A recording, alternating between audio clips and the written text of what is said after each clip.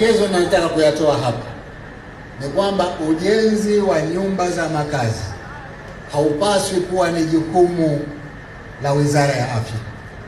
Wizara ya Afya wajikite katika jukumu lao la kutoa huduma, wajenge hospitali, wahakikishe huduma zinatolewa. Kuanzia sasa, ujenzi wa nyumba za wafanyakazi zifanywe na shirika la nyumba. Maelekezo haya nimeshayatoa kwa shirika. Ni matumaini yangu wizara mnanisikia. Kutoka sasa waonyesheni maeneo yenu tu, ujenzi utafanywa na shirika la nyumba na utafanywa kwa ufanisi na kwa haraka.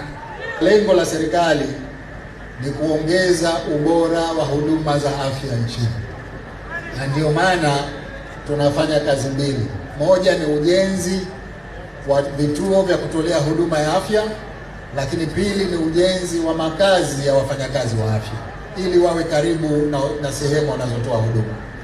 Hivi sasa tunavyozungumza, tuna ujenzi wa vituo vya afya katika ngazi za chini nchi nzima, Unguja na Pemba, lakini tumeshakamilisha ujenzi wa hospitali za wilaya zote katika wilaya 11.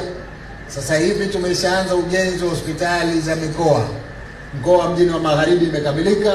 Tuko katika harakati za kuhakikisha mikoa yote minne iliyobakia ya Unguja na Pemba inapata hospitali za mikoa.